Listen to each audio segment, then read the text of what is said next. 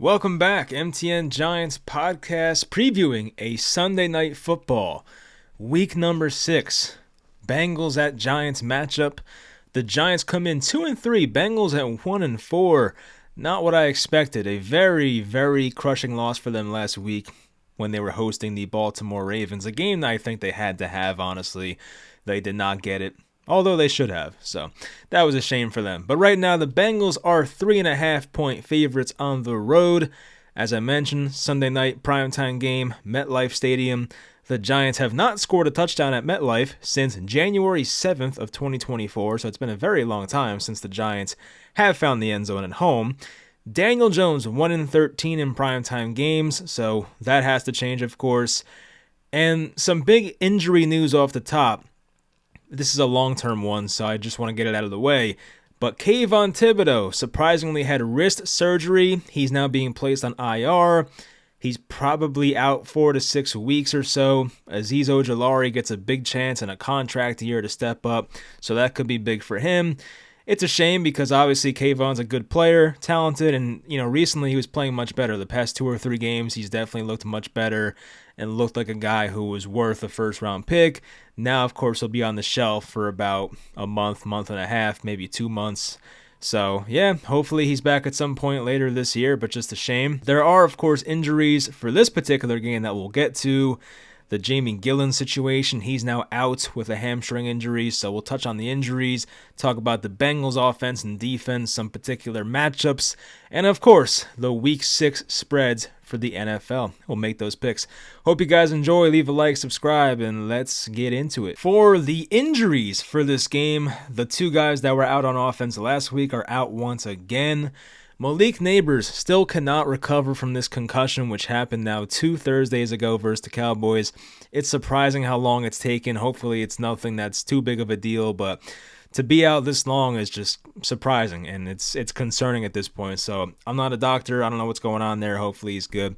He was at that concert, the Travis Scott concert, I think it was, and people are like so mad about it. I'm like, just let the guy live his life. I understand the flashing lights, the loud noises. I've never had a concussion. I probably did actually, but never had one confirmed. But I don't know what that would do to you. It's probably not the best place to be in, but I don't know. So anyway, Devin Singletary is out with the same groin injury. He missed last week's game. Singletary was ruled out today on Saturday, so it was a day after Malik Neighbors was ruled out. The Giants' punting situation, Jamie Gillen not placed on IR yet with a hamstring injury, but they did sign Matt Hack to be the punter and probably the holder. I did see, Pat Leonard said that Greg Joseph and Matt Hack had I think it was a preseason together, so they do have some familiarity. So hopefully the kicking and holding situation is not that bad for the Giants. Of course, they came into the year with Graham Gano and Jamie Gillen, and now both those guys are out. So the kicking and punting units are completely different from what they were a month ago, and hopefully there's no problems there. And I've seen this brought up before too. I wonder how much the whole Graham Gano and the Giants botching that situation, how much that made them want to sign a healthy punter. Like maybe with a left hamstring injury. I know Gillen's a lefty and it's probably tough to kick with a left hamstring strain or whatever, but maybe this really, or the whole Graham Gano thing really played into it. Like the Giants don't want that to happen again.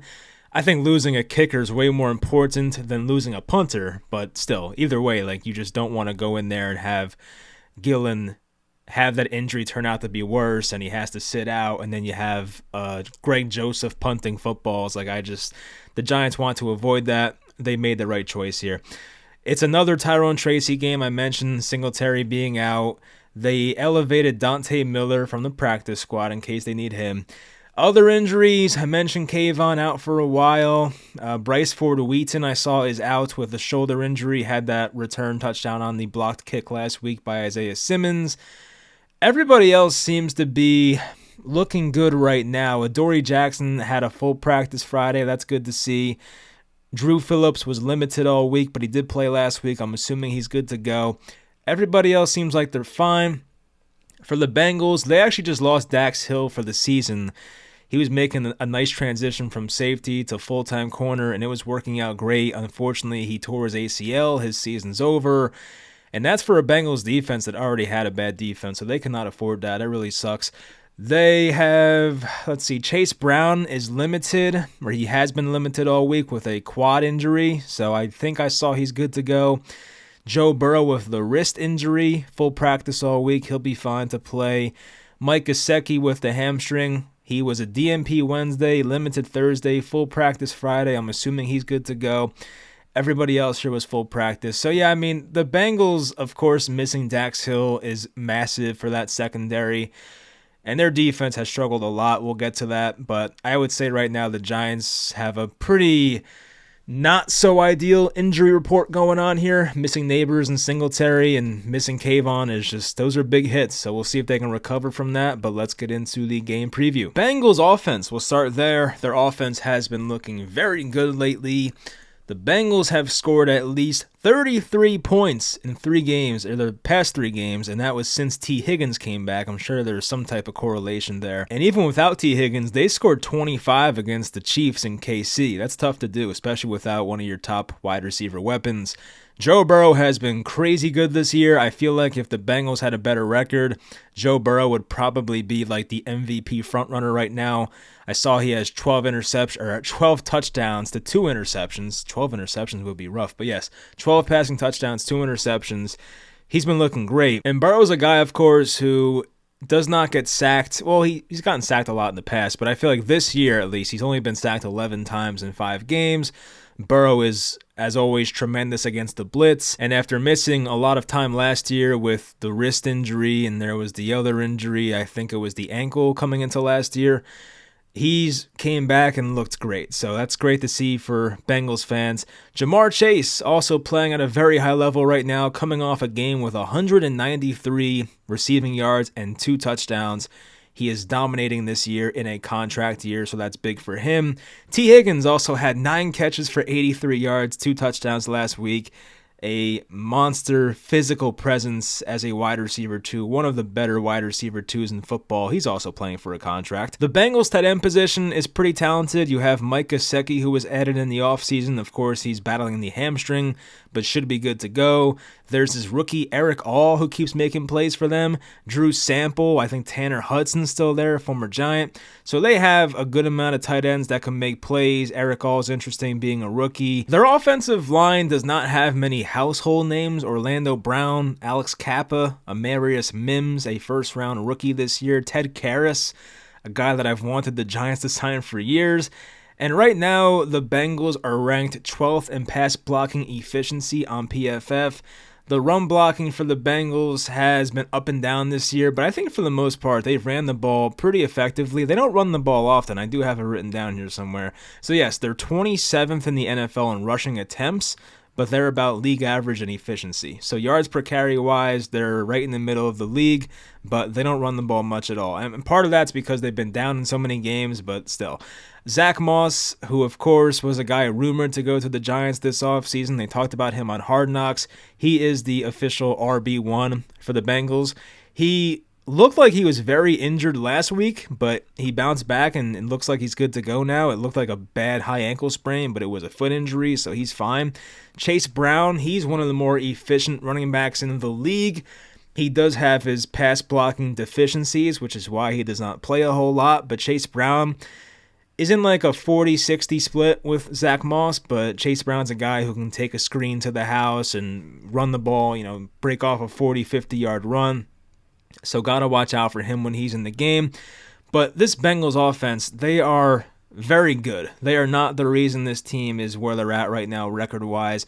They did more than enough last week to win that game. I know Burrow had the late interception on the slant pass, but aside from that, their offense was flawless against the Baltimore Ravens, so you can't blame this Bengals offense. If the Giants want to win this game, and like I said last week versus the Seahawks, where the Giants, their offense scored 21 points last week, and of course the rest of it was on that blocked kick, but I felt the Giants offense had to score around 30 to win last week versus Seattle. I was wrong about that. Seattle got held to 20 points in that game, but this is a game where I feel pretty confident saying that the Giants offense has to score like at least 24, 25 points to win this game, so they have to be ready for this. For the Bengals defense, they have been horrible, 31st in points allowed. The Giants defense, this is a crazy stat. The Giants defense had more sacks last week than Seattle has the entire season. I mean, that's pretty crazy. So the Giants, of course, had 7 sacks against the Seahawks last week. The Bengals only have 6 sacks as a team on the entire season. So crazy stuff for a 5-game sample size.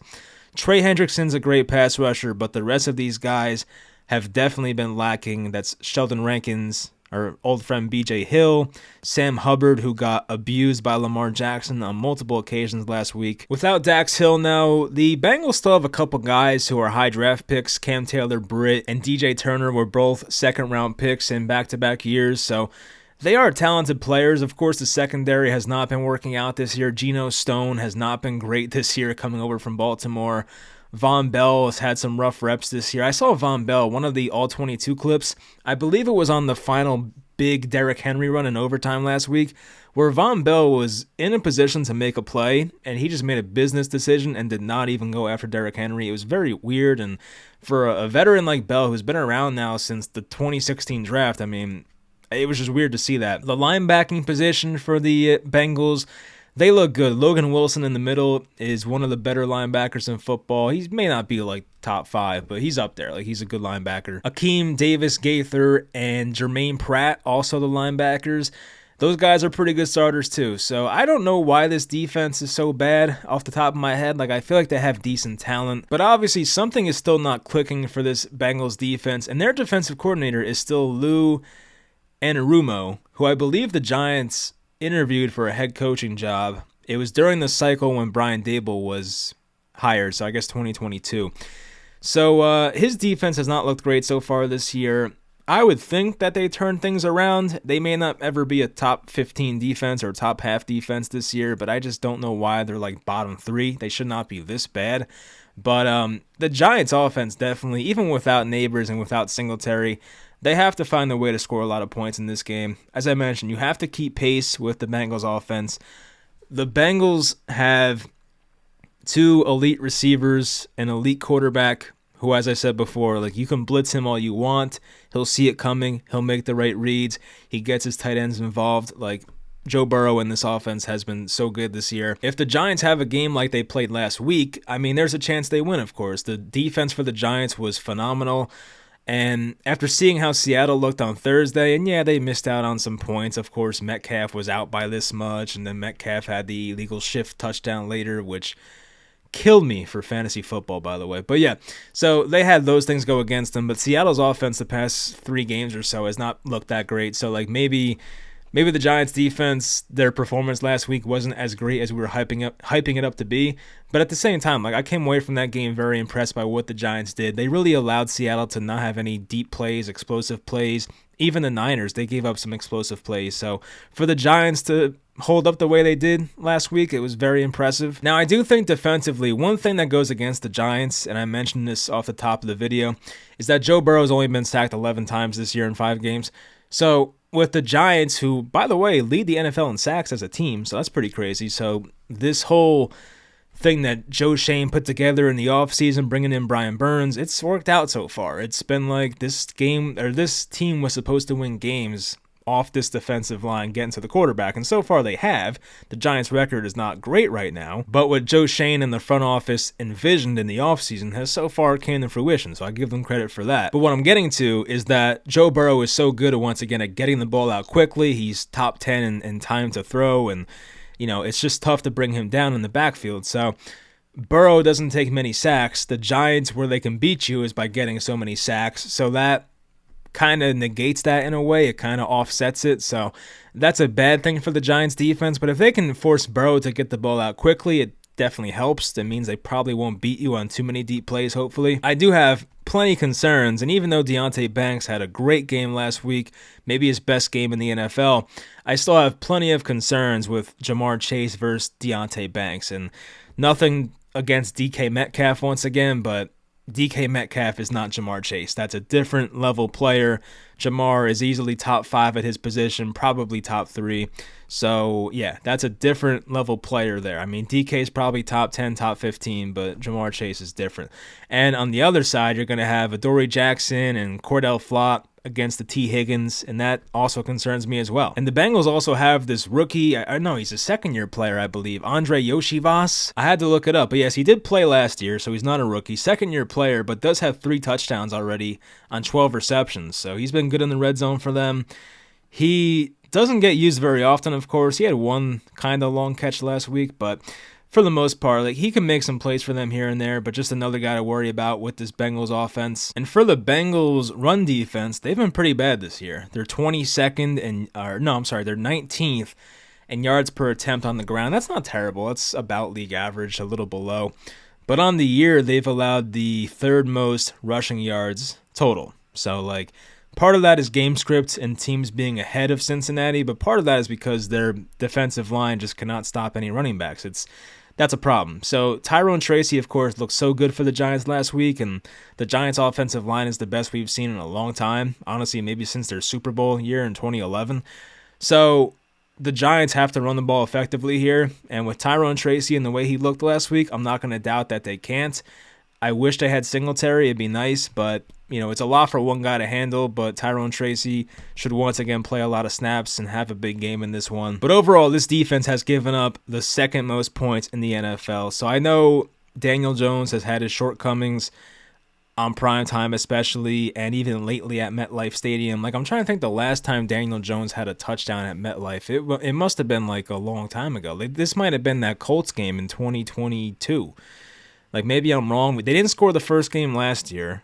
I don't think they scored a touchdown versus Seattle in the game where they had the pick six. I don't know. I could be wrong, but no, I guess not, because I'm looking at it now. The Giants, in the 2 games Jones started last year at home, the Giants had 3 total points. Based on math, that's not equal to a touchdown. So they did not score a touchdown with Jones last year at home. So I guess Daniel Jones' last touchdown at MetLife was literally that game when they beat the crap out of the Colts. And that was Bobby Okereke was on the Colts for that game. That's how long ago that was.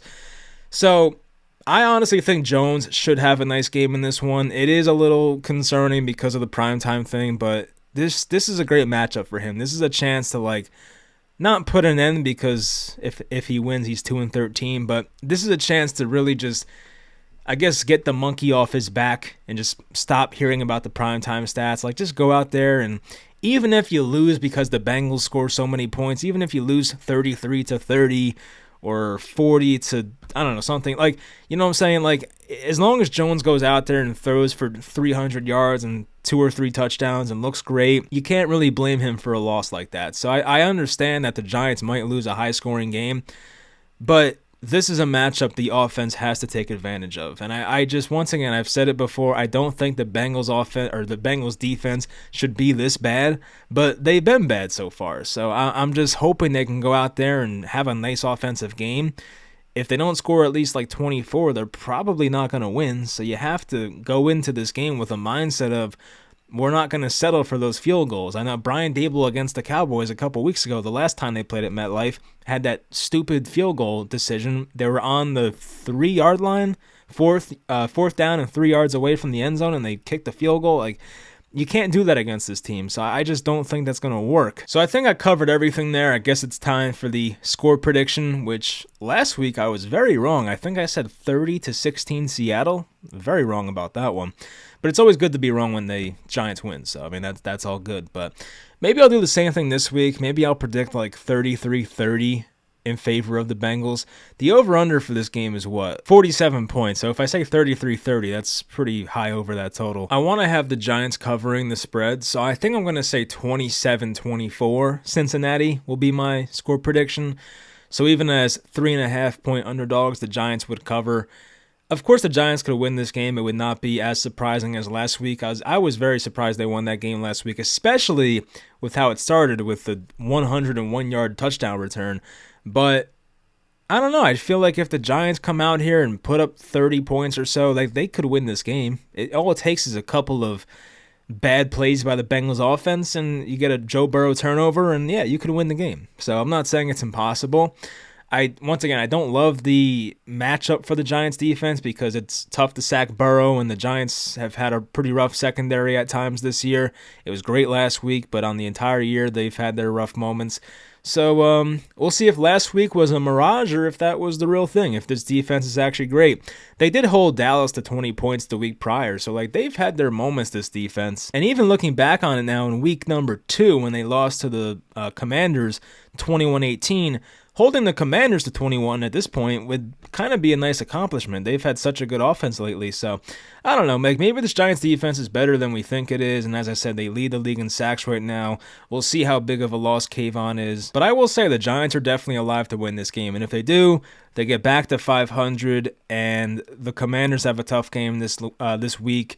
And I think there'll be a game out if that happens, if they lose to the Ravens. So I'm getting ahead of myself. But yeah, I mean, the Giants have a chance here to make this an exciting season if they win this game. If they lose this one, then they play the Eagles next week. It's like, oh, you might be looking at 2-5. But just get this win, get back to 500. It's a new season at that point, and go from there. So we'll see if the Giants get it done, but let's go on to the week number 6 spread picks. For the spread picks, last week, before I forget, let's go to the last week. All right, last week, 5-7-1, not good, but now down to, I should say, 35-36-2 on the year, so that's a shame. All right, let's get to this. So I'm going to do it this way so you guys can actually see what game I'm talking about. I feel like it's better for a viewing experience. Jaguars at Bears. Opened at 2.5 in favor of Chicago. Now it's down to Jacksonville by a point or by half a point. I still think Chicago's the better team. It's in London, by the way. It's a 9:30 a.m. game. Ugh, I hate that shit. Hate getting up early on Sunday. But yeah, so I'm going to go Bears here plus half a point. I think the Bears win the game. I think they're the better team, so give me Chicago. This is a great game here. An over-under of 51.5, Commanders at Ravens. Right now, it's the Ravens by 7 points. I did not think it'd be this much. I thought for sure it was going to be like 3.5 or 4.5, and I would gladly take the Ravens and feel smart about it, but at this point, when the spread is that large, I still think the Ravens will. Yeah, I think I'm going to take the Ravens. Ravens minus 7 for me. I think they beat the Commanders by a good amount here, and the Commanders are without Brian Robinson, who is like their pounding running back. So yeah, I just like this matchup more for the Ravens here. I think the Commanders have to come back down to earth a bit. If they somehow win this game, I'll be very surprised. But give me Ravens here, minus 7. Cardinals at Packers. Green Bay favored by 5.5 points, a pretty large amount there. Green Bay looks pretty healthy offensively, though, I will say. Christian Watson back, Romeo Doubs back from the one-game suspension / not showing up to practice thing. I think I will take the Packers minus 5.5. I, of course, could see the Cardinals covering or winning this game, but I like Green Bay as a team. I think they're a better all-around squad. 5.5 is not a crazy amount, so I'll take the Packers here, minus 5.5. Texans at Patriots. Texans favored on the road by 6.5 points. Drake May making his NFL debut. No Nico Collins for the Texans. That's pretty big for them, of course. He was leading the NFL in receiving, and I think still is at this point as I'm recording this. But with that said, I'm going to take the Patriots. I think getting the Drake May bump and the rest of the team being excited. But even the Texans, they have had a hard time covering big spreads this year, I feel like. So with that said, I think the Patriots, for the most part, the Patriots keep games close. They should have won last week. They got killed on that Jalen Polk non-touchdown call. So I'll take the Patriots here, plus 6.5 at home. Buccaneers at Saints. NFL debut for Spencer Rattler as Derek Carr misses some time. The Bucs are favored by 3.5 on the road. Buccaneers extended rest, having played last Thursday, losing to the Falcons in OT. But I think I will take the Buccaneers here. Buccaneers are without their starting running back, Rashad White. But honestly, so far, Bucky Irving's been more efficient, so I kind of like that for the Buccaneers. So I'll take Tampa here on the road, minus 3.5. I would not be shocked if they won by 3 and I lose by half a point, but it is what it is. Anyway, Browns at Eagles. Eagles favored by 8.5 here at home. No surprise. Eagles get Lane Johnson, Devontae Smith, and A.J. Brown back. Definitely massive for that team coming off a bye. I don't know what to do with this game. I feel like the Browns they killed me last week. I really put some faith into them, but they were terrible versus Washington. I just think the Browns might suck. So you know what? Let's just take the Eagles here, minus 8.5. They're coming off a bye. If the Eagles are, in fact, well coached and Sirianni is that guy, then they should win this game by at least 10. So let's just go with the Eagles. We'll see. Eagles minus 8.5. The Colts at the Titans. Tennessee favored by 2.5 at home. Titans coming off a bye. I believe Anthony Richardson's back for the Colts, and the Colts have a lot of injuries, I feel like. They have Josh Downs with the toe injury. He's going to play, but he was limited all week. Michael Pittman, this is a weird situation where Michael Pittman was supposed to go on IR, then he came back and practiced Friday. They said he might play tomorrow, but IR is still a possibility. I don't even know how the hell that makes sense. But yeah, anyway, I'll go Tennessee minus 2.5. I mean, I don't know what to do with this game. I just don't think I would bet it in real life, but Titans minus 2.5 coming off a bye. I'm still going to show some confidence in Bryce Callahan as a coach and give some confidence to Will Levis, but if the Colts won, I would not be shocked either. Chargers at Broncos. The Chargers are favored by 3 points on the road. The Chargers, of course, they have some offensive line injuries, and they're coming off a bye as well, but Rashawn Slater, Joe Alt, I'm not sure if they're playing. That's pretty big for this game. I should have looked that up before. A low over-under, and I'll just take the better team. I'll go with the Chargers here. I know the Broncos have won 3 games in a row, but I just think this is a spot for the Chargers, who have lost 2 in a row and coming off a bye now, to finally get themselves a win. So yeah, I'll take the Chargers on the road. Don't love it, but we'll do that. Chargers minus 3. Steelers at Raiders. I feel like this game's going to suck. I don't know why. I just feel like this is going to be such a boring game. But yeah, it's going to be Pittsburgh minus 3 on the road. Aiden O'Connell starting for the Raiders. I'll take Pittsburgh minus 3 on the road. There's no reason to love the Raiders right now. No Devontae Adams, no Minshew, of course. So I don't know. I just don't see a reason to pick them. Steelers minus 3. Falcons at Panthers. Atlanta favored by 6 points. I did not know this game was 4:25. This game had 1 o'clock written all over it. I'm surprised. But a pretty high over-under. Should be some good amount of points in this game. The Falcons always find a way to disappoint us, right? So I think the Panthers will bounce back. I will take the Panthers as a +6 here. I guess I wouldn't be too shocked if they won the game, but I don't know. As 6-point favorites, you would think the Falcons can win that one, especially with the extended rest on Thursday. So I will still take the Panthers here +6. This is a great one here. Lions at Cowboys, 52.5 over-under. Detroit favored by 3. I like the Lions a lot here coming off a bye. I know it's in Dallas, but still extra rest. Better team overall. I'm still not completely bought in on the Cowboys. Like, they're a decent team, but I don't know if they're even going to make the playoffs. So I'll take Detroit minus 3 on the road. Bengals at Giants. I mentioned my score prediction had the Bengals by 3. Spreads 3.5 in favor of the Bengals, so I'll take the Giants there. And Monday night, with Robert Saleh no longer on the sidelines, Bills at Jets. Buffalo favored by 2.5 points. The Bills, with a James Cook injury, he may be out. Khalil Shakir may be out as well, so their top weapons are dropping like flies. I'm going to hate myself for this when it's over, but I'll take the Jets. I don't know. I'll take the Jets +2.5. I guess they can win this game, and maybe Robert Saleh was not well liked. I have no idea, but that could be something. We'll see. So Jets +2.5 at home here for me. The Bills have not looked great lately. I mean, Josh Allen, I don't know if he was concussed last week or what, but he was like 9 for 30 passing. It was crazy bad. So yeah, Jets +2.5 here. So that will do it for the spread picks for this week. Hope you guys enjoyed the video, and we'll react tomorrow night to hopefully a Giants win, and I'll talk to you guys next time.